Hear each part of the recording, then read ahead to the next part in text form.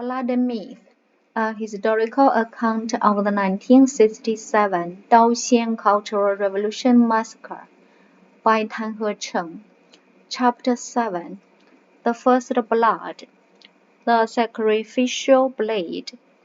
Daoxian County, once a peaceful region shaped by ancient geological changes, was home to small towns and villages with poetic names like Deep Sea, Dragon Sea, and Happy Sea. Among them was Shou Yan Town, nestled at the foot of Yanfeng Mountain, where life revolved around its bustling market streets. The supply cooperative, and a modest temple known as Shoufu Temple. In the summer of 1967, as the Cultural Revolution intensified, this quiet town would become the stage for the first killing that signaled the massacre to come. It all began with a sleepless night. Chen Zhixi, a local security officer and leader of the Revolutionary Committee in Shouyan District, lay awake in the district office, tormented by both illness and revolutionary vigilance. He had just returned from a county meeting where officials delivered ominous warnings about class enemies. In his mind, those enemies now had faces, particularly that of Zhu Ming, a man he had long despised. Zhu Ming, a former village leader from Xiaba Brigade, was classified as a historical counter-revolutionary. Though born a lower-middle peasant, he had been imprisoned for 12 years and had since returned to his village. He was single, solitary, and stubborn. While he had endured numerous public denunciations, he refused to cower. His defiance infuriated Chen Zhixi. More than once, Chen had vowed to smash his dog head, but Zhu Ming had only replied with measured defiance. Your steel knife is sharp, but it cannot kill a man who obeys the law. That remark had haunted Chen ever since. The next morning, Chen called a meeting of local officials. He painted a dire picture. Counter-revolutionaries were plotting a comeback. Secret radio stations were operating, and landowners were spreading rumors about Chiang Kai-shek's return.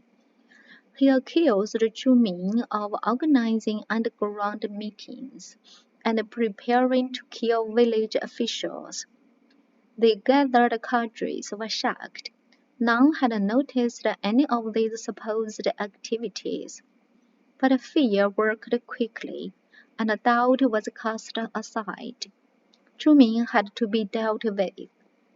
After the meeting, Chen took aside a local official, Zhu Qinghua, and gave a crypt order. Go tell Fatty, it's time to deal with Zhu Ming. Fatty was Zhu Jiaxun, the brigade leader of Xiaba. Zhu Qinghua returned to the village and relayed the message. But even with this directive, the village leaders hesitated. Killing a man was no small matter.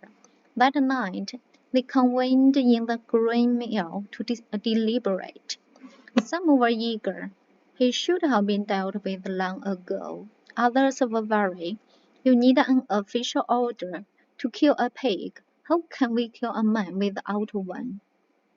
In the end, indecision prevailed. Without a formal document, they postponed the killing. A few days later, at a township-wide meeting, the issue resurfaced. This time, a public security officer, He Jianxi, removed all doubts. Haven't Zhu Ming been taken care of yet? He asked Zhu Jiaxun. When the brigade leader replied no, he simply ordered, then do it, and the sooner the better. With county and district officials openly calling for blood, there was no more room for hesitation.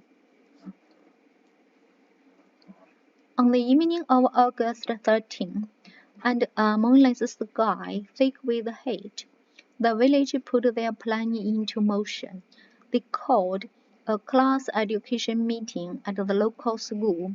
Zhu Ming and a dozen others, all classified as class enemies, were lined up against a wall, heads bowed. A dim oil lamp flickered, casting long shadows on their weary faces. Zhu Ming stood apart. Unlike the others, who shrank in fear, he held his head high. He had endured too many denunciation meetings to take this one seriously, but something was different this time. The brigade's security chief, Chen Fu, began the proceedings with a Maoist slogan. All reactionaries are paper tigers. If you do not strike them down, they will never fall. He called on Zhu Ming to explain why he had gone to the market without permission. Zhu scoffed. Do I need permission to buy food? That was the cue. A voice from the back shouted.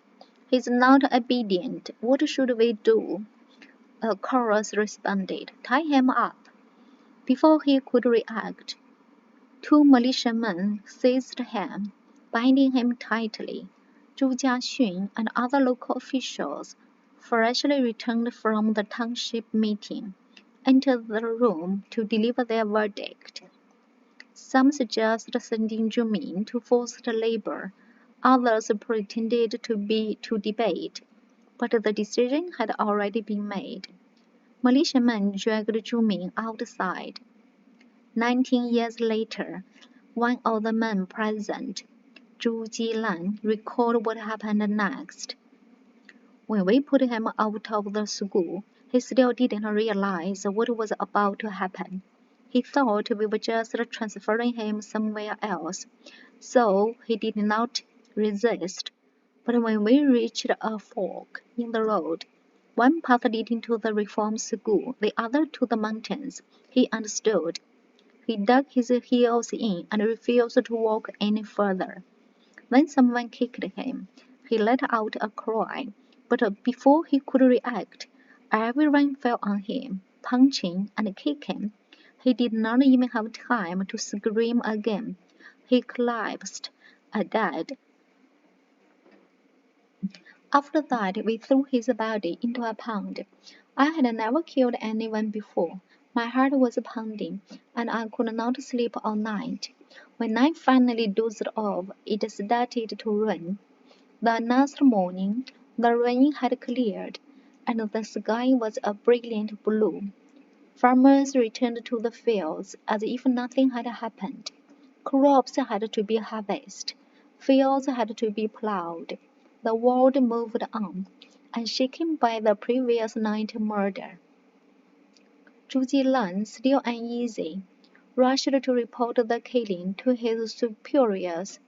Chen Zhixi, the district security officer, who had set everything in motion, was pleased.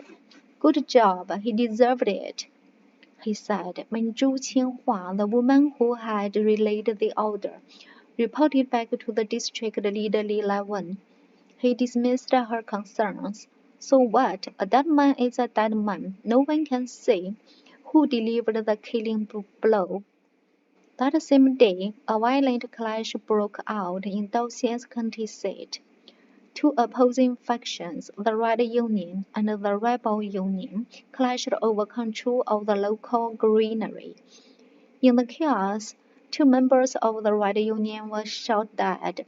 Their comrades paraded their bodies through the streets, shouting, "We will avenge our fallen. Blood must be repaid with blood." This became known as the August 13th incident. Some later argued that this event triggered the Daoxian Massacre, But how could a minor skirmish justify the systematic slaughter of thousands? The massacre had already begun. Zhu Ming's killing was the first bloodletting, the first ritual sacrifice. The blade had been drawn, and there was no turning back.